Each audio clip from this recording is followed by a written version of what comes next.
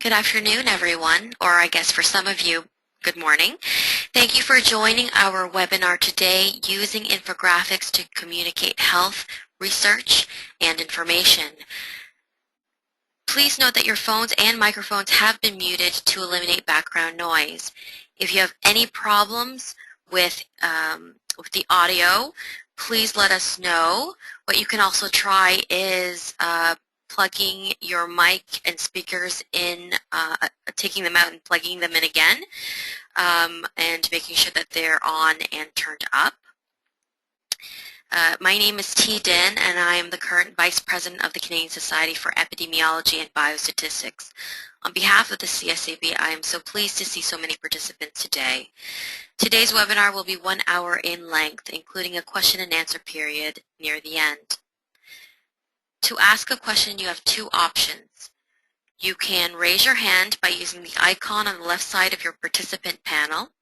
Click on Raise Your Hand and I will unmute you. If your hand is raised, it means that you want to ask a question via audio. Please be sure to unraise your hand if you do not intend to ask a question. If you prefer to write in your questions, you can do so by using the question box on the control panel, or the question pane rather. Please note that this webinar will be recorded, which will be accessible to you within 24 hours. An email will be sent to you once it is available for streaming. I'm very pleased to introduce our presenter today, Lindsay Jolivet. Lindsay is the writer and media relations specialist at the Canadian Institute for Advanced Research and a former health policy journalism intern with the Evidence Network of Canadian Health Policy, where, among other projects, she explored infographics as a way to engage the public in health research. She has a Master's of Journalism degree from Carleton University. Now, without further ado, over to you, Lindsay. Hello, everyone, and thanks very much, T, and thank you all for joining us today. I'm really pleased with the turnout. As discussed, I want to talk to you a little bit about infographics and using them for public health and research. And as T said, I'm currently the writer and media relations specialist at the Canadian Institute for Advanced Research. But before that, I was an intern with evidencenetwork.ca, where we ventured into infographics as a way to engage the media and engage the public in important health policy research. So of the infographics I made for evidencenetwork.ca, one of them was about national healthcare expenditure trends. I did one on wait times and also one on the habits of those diagnosed with chronic diseases. So whether they quit smoking, stopped drinking alcohol, or took up more exercise after they were diagnosed with a chronic disease. And I tell you that just to give you a sense of my own experience, because what I'm going to tell you today draws on my experience going through the process of making this health data simple, visual, and accessible. And I'll also be drawing on the advice and the examples, certainly of others. Oh, my screen seems to be frozen. That's not good. You could try the arrows on your keyboard. Okay, well, I'll just keep talking. Nah, I think Lindsay, try the arrows on your keyboard. Yeah, I am. Okay. Is it frozen right now? Yes. Okay. So. Okay, so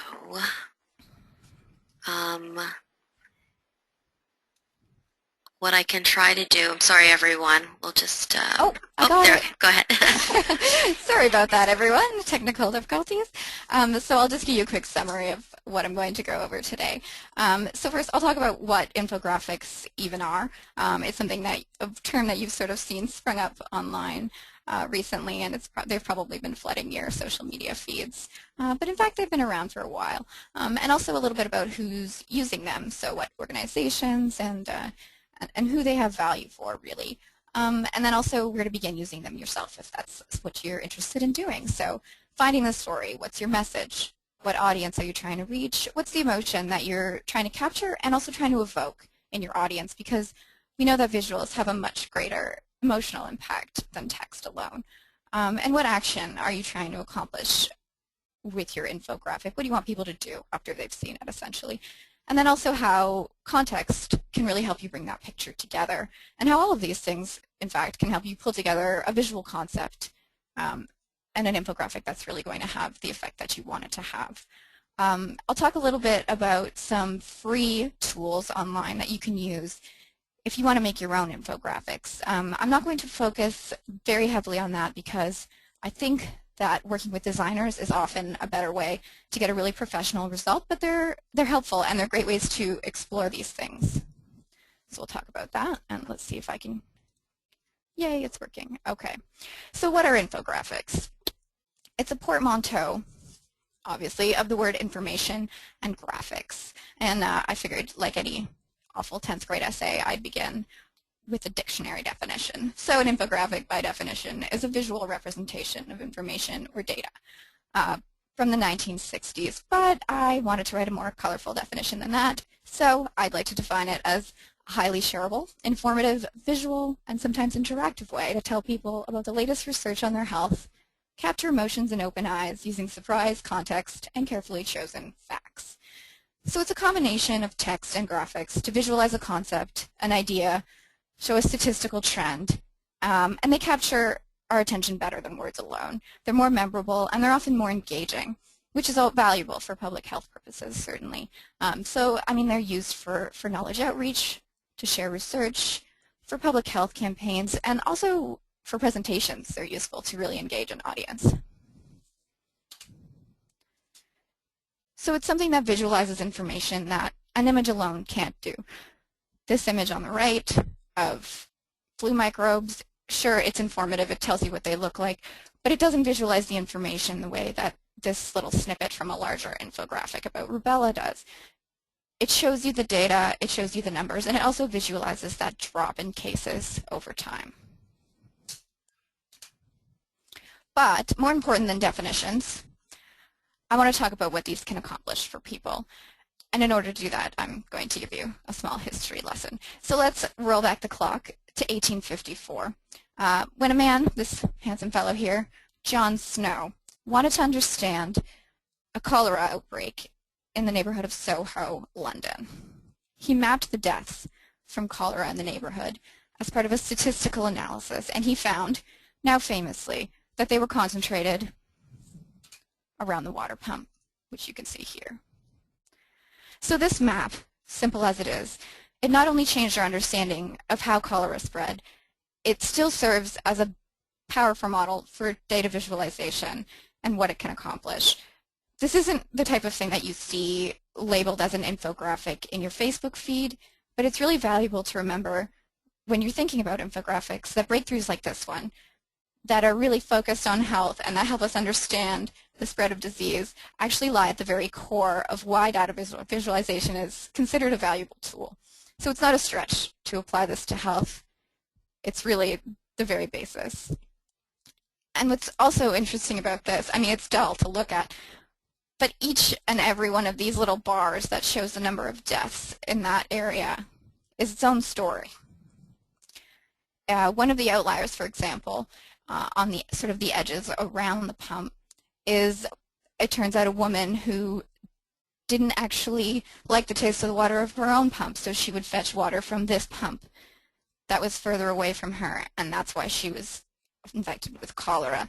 And there's also a brewery on, let's see, Brewer Street, and there were very few cases around that brewery because most of the people who worked at the brewery were drinking beer.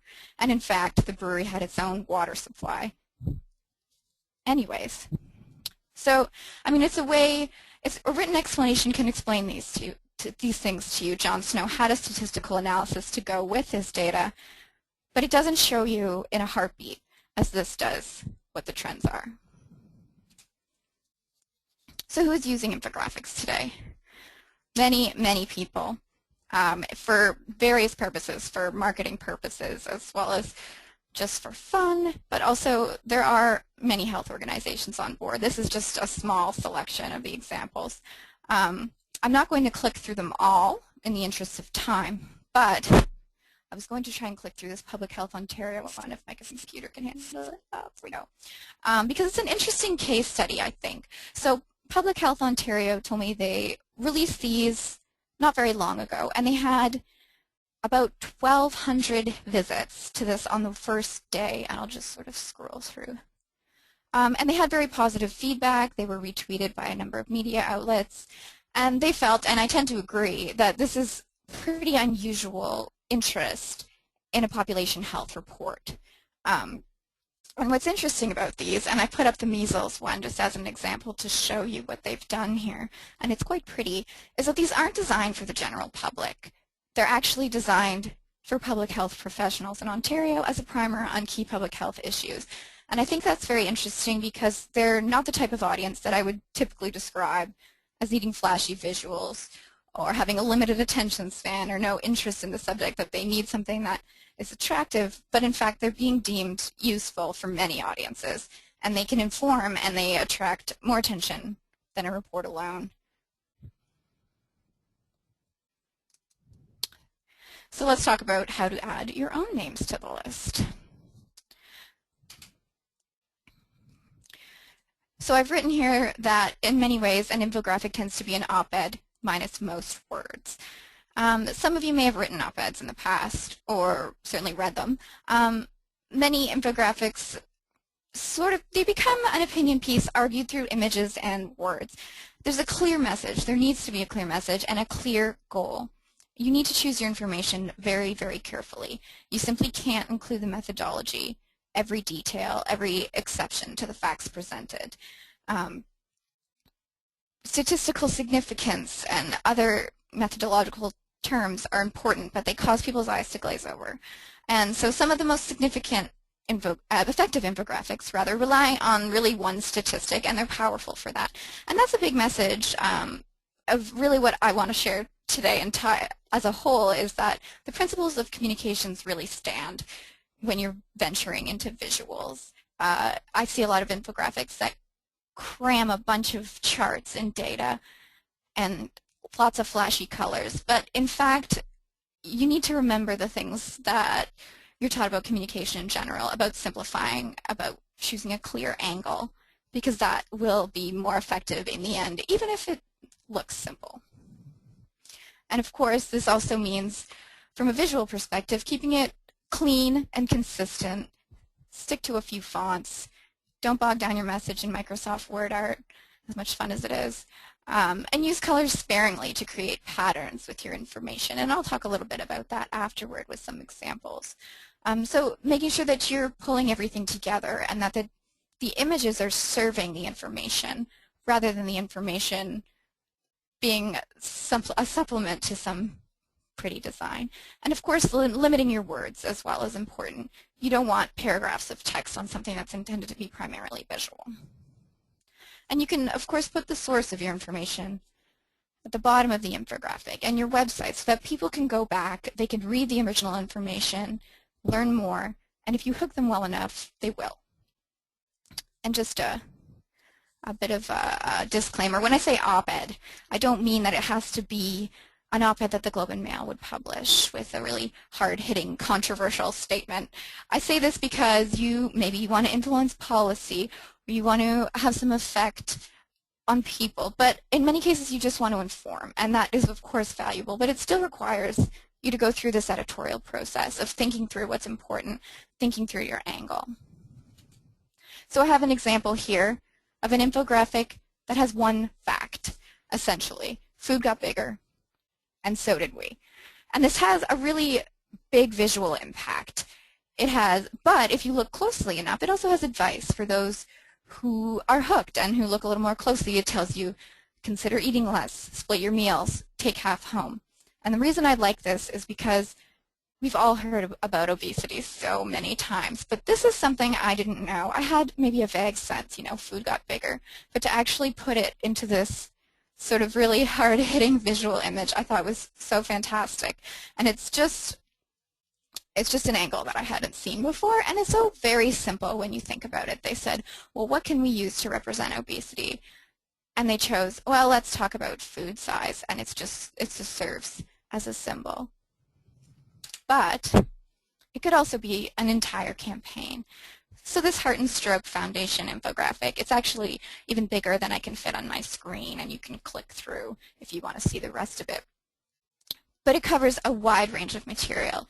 It tells us that childhood obesity is a big problem. It tells us why, what factors are at play, Who's affected? Who's at risk? What should we do about it? And it really just meanders through a whole list of facts with a really clear goal to bring preventative action. And actually, if you look at the bottom, the recommendations, they're clearly policy recommendations, and you can see that that's the goal behind this. But where does this begin? Where do you start? You have a bunch of numbers, you have a paper.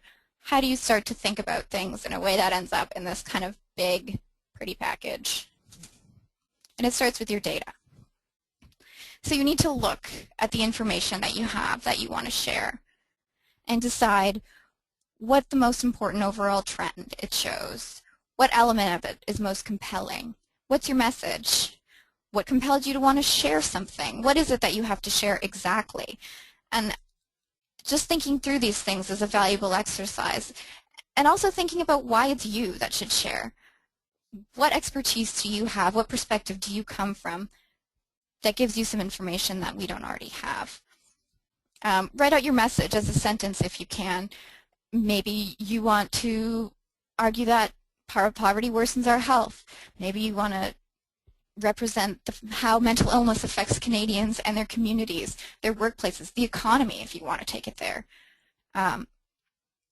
You know, call somebody, call your mom, explain it to them until they understand, and then write down their questions and try to answer those questions and try to anticipate other questions, because that's what this is really about, is about answering the questions before they're even asked.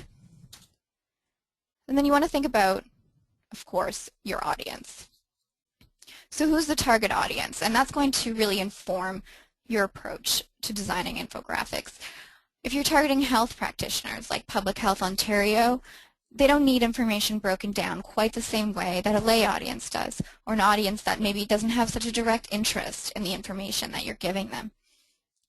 If it's stakeholders of your organization that want to keep up with what you're doing, maybe you're putting it into an annual report. That's going to also affect the level of detail that you include. If you're after the public, you're trying to transmit complex research to lay audiences and online audiences with limited attention spans, but a thirst for knowledge about their health, then you want to make sure that it's very catchy, but also tells them something that's valuable to them personally and their health.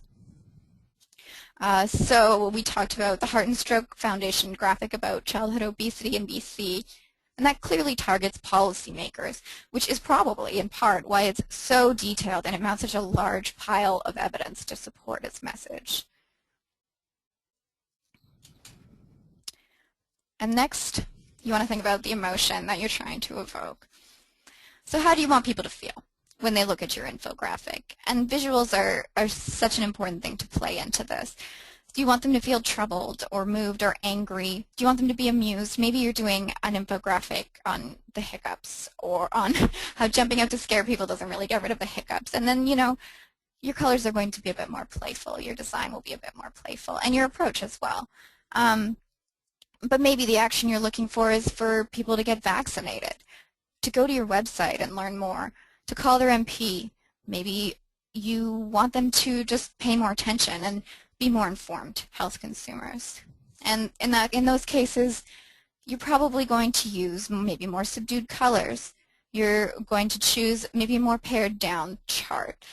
But if there's a real sense of urgency, then maybe you want a big red title. And in fact, if you'll permit me to scroll back to that obesity infographic for a moment, you can see they use red. They use a lot of red, and it creates a sense of urgency, and they've got a ticking clock here, and even just the amount of information creates a sort of a sense of franticness about it. Look at all this. Look at what's happening. We need to do something about it. And then, of course, something that can really help to bring the emotion that you want to bring, besides colors and besides font and design, because we're not all designers, is really the way that you choose to position your information. There are elements that can help you to hit the right note emotionally and to push people to take the action that you want them to take. So there's a little man in my corner. He looks upset. He's running away, but you don't really know why he's upset, and because you need the context of the situation. So of course that's a silly example, but there are some more appropriate examples that are helpful, I think.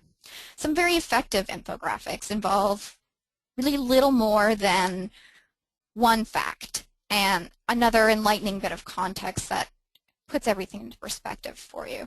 And there are different ways to provide that context. It could be geographical. So what you have up on your screen right now is a map of Hamilton and a statistic from the Hamilton Spectator's investigative series, Code Red, from 2010. And it says, residents in this neighborhood, it's an East Hamilton neighborhood near the waterfront, had an average age at death of 65.5 years. When you hear that number, you know it's low.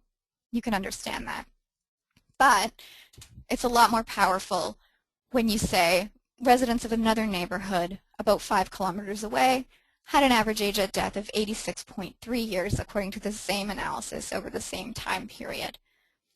It gives you a sense of how this plays into the bigger picture. And Hamilton Spectator took it a step further and they put it into a global context as well. They said, this puts this neighborhood in East Hamilton 165th in the world, on par with Nepal, below India and Mongolia, and only slightly above Pakistan. So that really gives you the whole world as a picture, and it makes you understand that there's a problem here. There's also historical context that's valuable for making your information pop. How much have vaccines dropped the number of cases? How have diseases spread over time, over history, and what has changed that? A big one is numerical context. Big numbers are so difficult for people to compute. We just can't handle them. You need to compare it to something that we know and something that we understand. So if it's, for example, 450 million people worldwide are afflicted with a mental illness or mental problem, and only 150 million of those seek treatment. That sounds like a lot of big numbers when you see it on a page. So you need to say instead, 1 in 16 people have a mental health problem. Only 1 in 5 of those get treatment. And maybe you want to represent it with those little stick figures and highlighting only 5 of those. It could be, maybe you're talking about exercise. How many meters do Canadians walk a day on average? Well, what's a comparable distance to that? Is it the average size of a Canadian's backyard? Are people only walking that far every day? And so all this to say that maybe you need to dig up other information that's unrelated to your own in order to put your data into perspective. It helps if you're a daydreamer like me and you start thinking about exercise and you end up looking at the average property size. So I mean, this also means things like, okay, so we spent X amount of dollars in public spending on healthcare. How much is that approximately per Canadian? So you can also click through to this link on the Hamilton Spectator site if you want to read the source of that information. But I want to talk about pulling all of these into a visual context, so a concept. So your message, emotion, audience, your action, how do we think about all of that and really pull it together? And some of you, I'm not sure if you may have participated in the CSEB op-ed webinar a little while ago, and they told you to write, I believe, at an 8th grade reading level. These need to be, as much as you can, at a visual reading level. So think about how you can make it informative before anyone even reads the words. And that doesn't mean you can't use words, of course, but as much as you can, make it informative with the colors, with the shapes. Is it a big spike on the graph that really tells your story? Make sure that's front and center. You need to think about how you can best represent the contrast or the change or the impact that you want to show. And so, as I've written here, let them learn before they read. Make sure you're breaking down information into pieces, like we talked about with context, using colors and shapes to build patterns with your data and to serve as a visual guide to help people's eyes across the page, and layers of information. And I think the Canadian Press Style Guide has a great quote to help explain what layers of information really means. So the best infographics combine strong information, design, and technology to present a story in a new way. They immediately attract a reader with strong images and catchy information, but also offer a reward, informative details, and extra material, the longer the reader spends with the graphic. So like we talked about with the CDC burger graphic, you look at it, it captures your attention immediately, but if you stick around long enough, then you reach the point where it says, well, here's what we need to do about it. You need to limit your portions. Take some home. And that's the sense. So I have another example here, and I think when I look at this, I just feel like smacking my forehead because it's so simple and lovely. It's a subject that we have such a difficult time, at least I often do, communicating in a convincing way, the social determinants of health. So a big part of what makes this work is really the colors. You can look at this before you've even read the numbers and see whatever this red is really making me sick. I wonder what that is. And then you look over and you see, oh, that's my life. That's my education. That's my income. And I think that has a big impact for that reason. And it's reinforced by that big red bar on the left as well. So this is what I mean when I say communicate at a visual reading level. It's like the bars on the color map. The patterns become evident. You don't need to explain them. And another example here, this is an example of using shapes very effectively to compare and contrast different elements. So if the numbers in this situation were closer, then it wouldn't work, because if the circles were too close to each other in size, you'd be looking and thinking, now I think this one's bigger than this one, but this is clear. Smallpox is the biggest by far, and it's front and center, and it's bright red. And you can see the comparison. This gives you also some historical context into these pandemics. It's somewhat troubling, as a side note, that it's so pretty and it's about awful, deadly diseases, but that's a question for design, I think. So I want to talk a little bit about some tools that might help you. Now, as I mentioned, I'm not going to spend a great deal of time explaining these, but I tried to pick some simple ones that are easy to learn and to upload your data because I think they're helpful for thinking things through, and also for posting things to your website and maybe adding them to presentations and things like that. So one of them, and I'll click through to show you a little bit, is IBM Mini Eyes. This has been around for a while. You may have heard of it. It has a number of different types of charts that you can choose. I won't click through because it's a bit of a slow website sometimes. You can do these bubble charts, lots of maps, also words if you want to map how many times a given word appears in the newspaper or something like that and really show that impact, you can do that. And this is really simple because you can simply copy and paste your data into the system from Excel, choose the template that you want, and it will visualize it for you. But just a warning, don't upload anything here that you're not willing to have publicly available to anyone. And that goes for all of the tools I'm telling you about right now. These make your information public, so just be aware of that and be aware that anyone will be able to use it. Next up, there's Visually. Visually is in part a paid service, but there are some free templates that you can use that are of limited use, I think, for this audience, but nonetheless, it's maybe worth having a look at. It's also kind of fun. So you can look at Facebook Insights if you want to plug in your Facebook information. You can make really simple Venn diagrams. If you wanted to track the life of, let's say, the social determinants of health hashtag that was on that Canadian Medical Association graphic, you can plug that in here and track the conversation. So it's fun for that. It's somewhat interesting. But ultimately, I think the next one's going to be more useful for your purposes. And it's Google Fusion Tables. This, I would say, is a bit trickier, but still fairly simple, and there are some really great tutorials. So what you can do with this is a lot of mapping. And in fact, I want to click through on the examples instead and show you. So you can make some really cool maps, and that's, I think, the main reason why this is a great tool.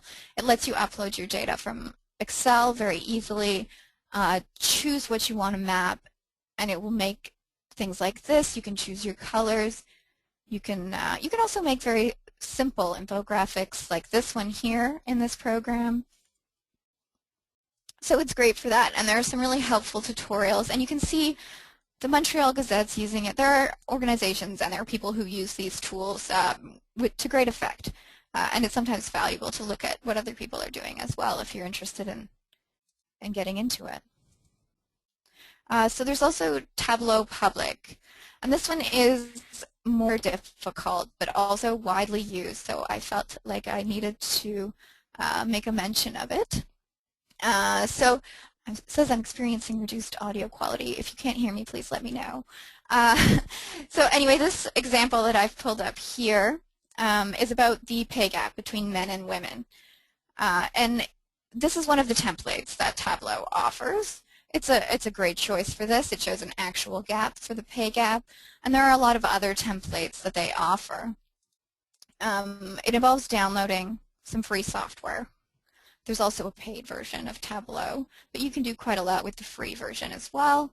And you can import your data again, but you be prepared to spend a couple of hours at least learning how the process works and how to drag and drop your information into the proper filters. And it's a bit trickier, but you can do some cool stuff. You can see here there's 4 star map. Looks pretty neat. And you can also, this is considered valuable for, is combinations of different kinds of charts. So they have a map, a line chart, and it's useful for being able to do all of this on one platform.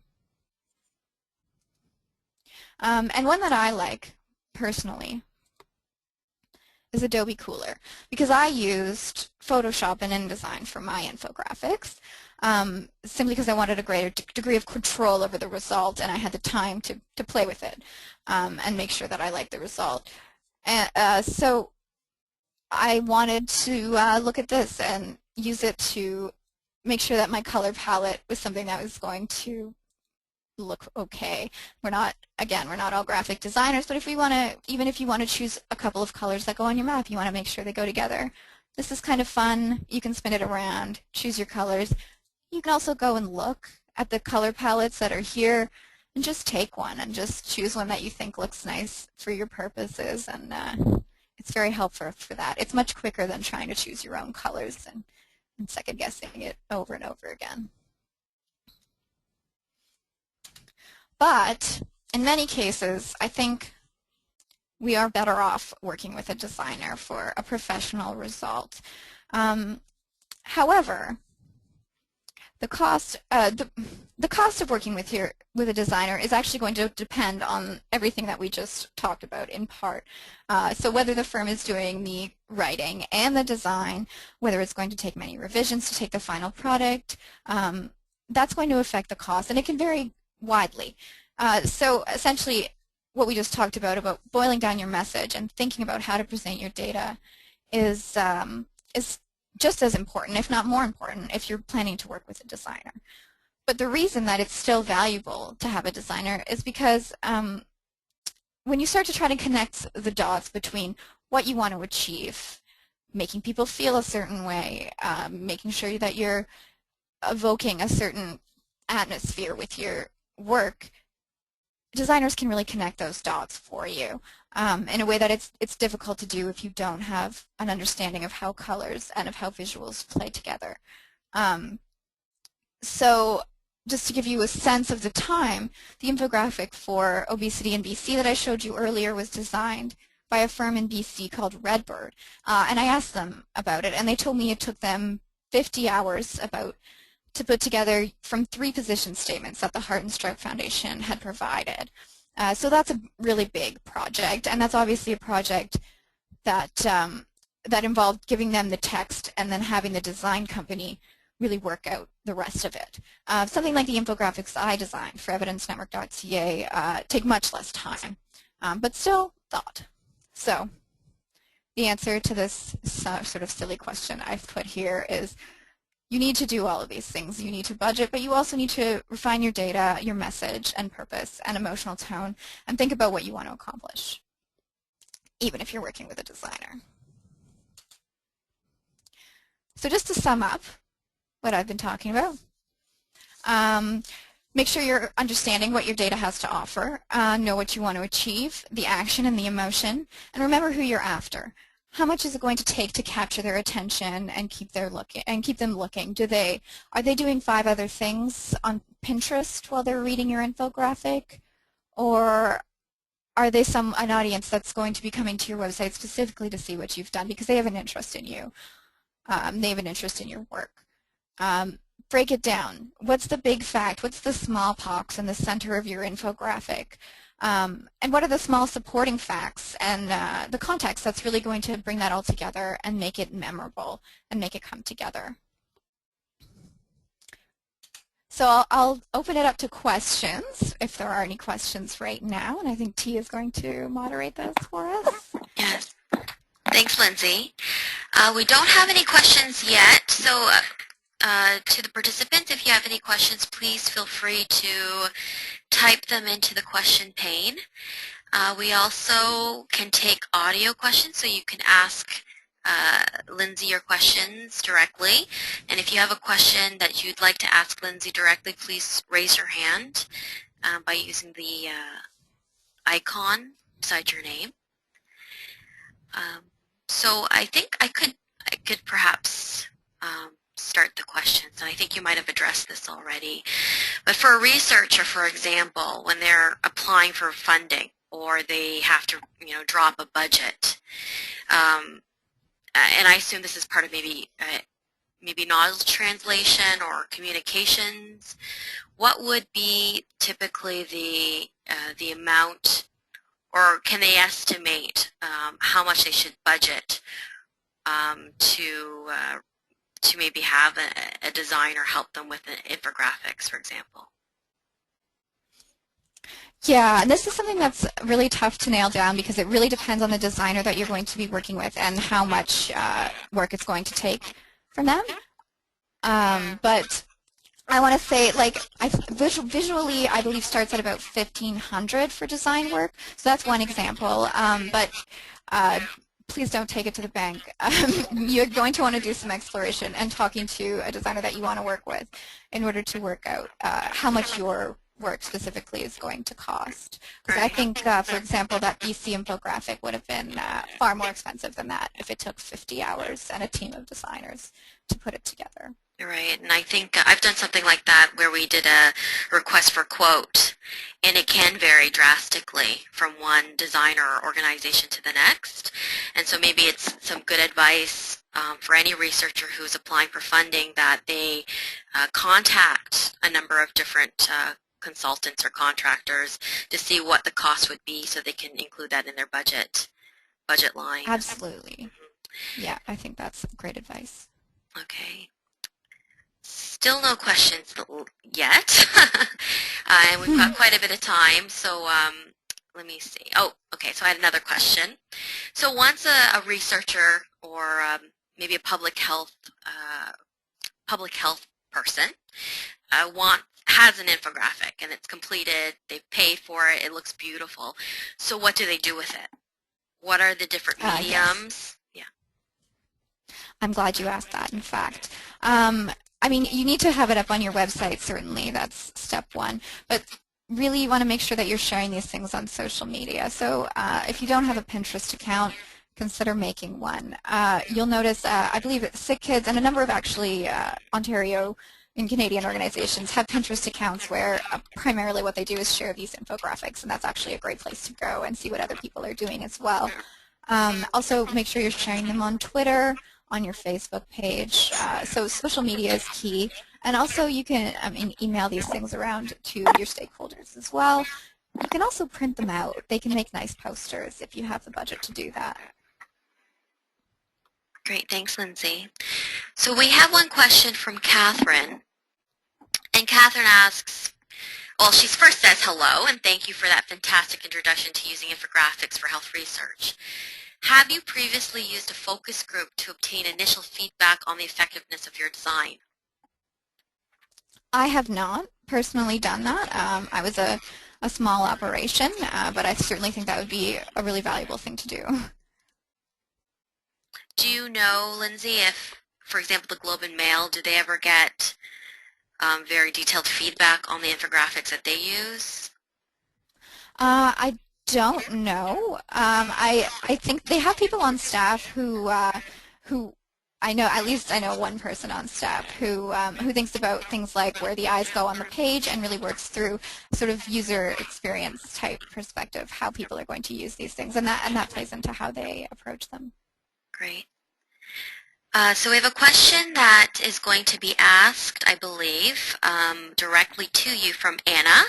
So Anna, I'm just going to unmute you now, and you can go ahead and ask your question. Go ahead. Hi. Hi. Hi there. Can you hear me? Yes. Yep. Okay, great. Thank you so much for that presentation. I actually just had two quick questions. So just to be clear, there's no way to work with one of the design tools that you outlined in your presentation, let's say to create an internal deck, without by default sharing the information externally that you'd be using to create the infographics. Is that correct? Yeah, that's right. Okay. Yeah, Okay. so if you go on Tableau, you'll see there's actually a warning there, and it says, anything you upload here is going to be public, so be warned about that. Okay. And which of the design tools would you say offers the best tutorials for new users? Google Fusion Tables, I think, has the best tutorials. But also, actually, I just thought of one more thing I should mention. Tableau, if you do decide to use Tableau, there's a good chance people won't find your information because what they do is they just rely on the fact that no one will guess the URL of where they've stored it, but technically if someone were to, then they could find it. So it's unlikely, but it's still technically public. Okay, thank you so much. No problem. So we've got a slew of questions coming in through the written in questions, so I'll just go through them sequentially. So Caitlin has a question. As an epidemiologist, I definitely don't have the creativity to design an infographic by myself, but I also find it difficult if I have a vision in my head to articulate it to a designer. Do you have any suggestions as to how to work effectively with graphic designers? Okay, yeah. So I think what graphic designers will tell you is absolutely this, that they want you to write down in a briefing document, what is my goal, what is my message, who am I trying to reach, and I mean the process of being able to articulate that is I think one that takes some time to think through, and a lot of it is about pulling out what's most significant in your data, I guess, and being able to say, well, okay, so I have a set of data that tells me, so for example, the infographic I did on habits, on people's smoking and drinking and things like that, there was a whole set of information there. Some of it was comparing men and women and when men quit smoking after being diagnosed with a chronic disease in women. And I simply couldn't include all of that information. And I had to say, okay, well, who in my audience is going to be looking at this and what will they care about most? And I decided, they care about the overall trends, I think, and they care about, and the changes. The changes is what's interesting here, more than the differences between different populations. So, it's tough, but a lot of it is, I think, just sort of writing it down and working it through and trying to write out your message as a sentence if you can. Great. We have a question from Pritish, or Pritish. How have you evaluated the impact and or success of the infographics you have developed? Okay, so we have Google Analytics, evidencenetwork.ca uses that, and they've gotten, I think it was about, I checked this the other day, something like 600 hits or so since they were up, which isn't huge, to be honest. But use that to evaluate it. Also sharing, whether people are sharing and engaging with them, and certainly any feedback that you get. On social media, it becomes easier to track people's engagement because they'll share or they'll like, and you can keep an eye on that. Yeah, or they'll retweet if it's Twitter. Absolutely, right? They'll retweet it. Yeah. And sometimes, yeah, and that was. Sorry. Oh, sorry. Public Health Ontario told me one of their big measures of the success of their infographics was that Andre Picard retweeted one of them. Definitely, because he has so many followers.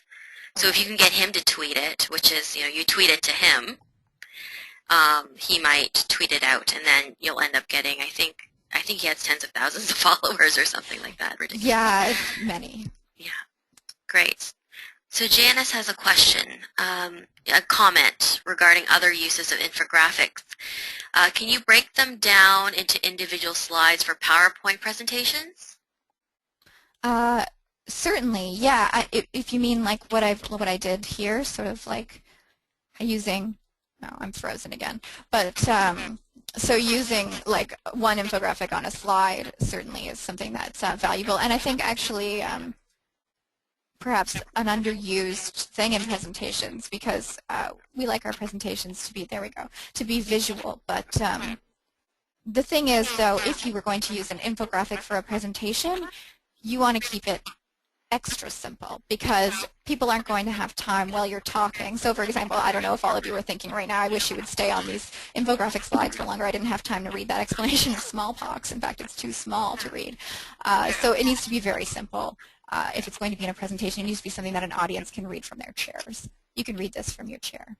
Yeah, I think Janice also, in her question or comment rather, she said she suggested maybe breaking them down into individual slides. So for example, if you slice something from one of your infographics and put it in a PowerPoint, maybe that's a little more digestible. Oh, absolutely. Yeah, sorry, I must have, yeah. Yes, no, absolutely. And in fact, that little thermometer I showed you at the beginning when I was trying to just sort of lead into things, that's just a cut from a large infographic that has a whole bunch of other information. Great. Jawei says, thanks for the lecture. A quick question. Where could we find the information on designers, like, for example, their costs and their working procedures? So yeah, your best bet is really to contact them. As far as costs go, they don't publish costs on the website ever, almost. At least I can't seem to find anything. So yeah, your best bet is to contact, and sometimes there'll be a blog or something that gives you some advice. In fact, a lot of the advice I've given here can be found on some designers' blogs that just tell you, to make sure you break down your information and to choose it carefully and to think through your message and your audience. So certainly getting in touch as far as codes go, though. Mm-hmm. And I'd say if you were to try to identify designers, maybe work with people that, like based on referral. So if you've known someone to have worked with a particular designer and they worked well with them, and that might be some good advice. Yeah, that's always a good approach. There are some companies as well that will do it, and you can find them sort of there with a quick search of Canadian companies if you're looking to do something in Canada. But yeah, certainly referrals are very valuable, because you want to make sure that you're working with someone who knows not only how to design but also how to work with data. Okay, so Ming has a question, and I hope I'm reading this properly. When targeting public health practitioners versus policymakers, what are the differences in designing infographics? Okay, so we're talking policymakers versus practitioners. Let me go back to my slide here. I would say, so practitioners, if you look at actually, maybe I'll pull up that one from the beginning, the measles one. What's interesting about it is it mostly talks about targets. It talks about, actually, let me see if I can get that up here. It talks about how Ontario is missing its target. So right here, Ontario falls just short of the level needed to stop the spread of measles. And that, of course, is something that's of interest to practitioners. Whereas if you were doing this for policymakers, you know what, that's also a great message for policymakers, perhaps, but maybe it's also about, maybe you also need to say, well, here's the policies we need, or here's what we need to look at more closely to improve that. And if this was for the public, I don't know if you would necessarily be talking about meeting targets. Maybe you would just be talking about your likelihood of getting the measles, simply. So a different message, certainly. And also, I keep going back to this because this just has such a large weight of evidence behind its message, and that's something that I think is valuable when you're after a policy audience is just mounting your case very carefully and with a lot of supporting data. Lindsay, and I'm just looking at this infographic that you have on right now. What I think, because we come from a policy I'm in a policy organization, what we find might be what would resonate really well with the policy people are the economics. So maybe that $1 billion sort of circle there might speak to policy people a little bit stronger than for practitioners, or I don't know if you feel differently about that. No, that's a great point, actually. Thank you for raising that. Certainly bringing it down to dollars and cents. This is what this costs our economy. And the same with things like I was talking about, maybe your message is about how mental illness affects people, their families. It affects workplaces and economies, right? So if you bring that up to the level of the economy, certainly that's going to tackle the policy audience better. That's a great point. I'm just bringing this down to the recommendations that you can't see on my slide here, because this is, if you read at the bottom, it says for provincial government decision makers. So they've made it pretty clear. Okay, and the final question we have written in, unless more come in, is from Rebecca. I'm interested in using animation / live video in communicating research information to patients. Do you have any advice? Okay, yes. So I don't have a lot of experience myself in doing this, but it's a fantastic idea.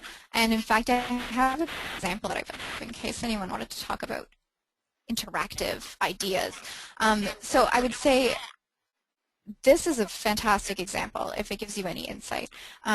It's about screen time. So it's another CDC graphic that's just so lovely and simple. And how it works is you click on an age and it just animates for you the amount of time that kids are spending watching TV. And this is great.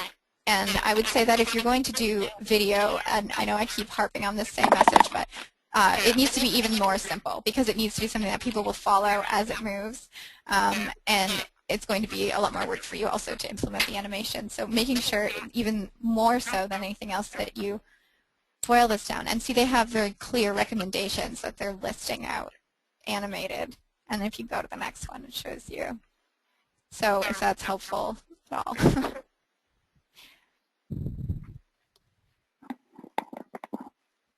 And I think Rebecca's asking her question as a clinician or a healthcare provider and trying to communicate with their patients in an office setting, right, or a consult. And I think, I know government's been trying to get providers to implement decision aids, for example, which sometimes are very heavy on the stats.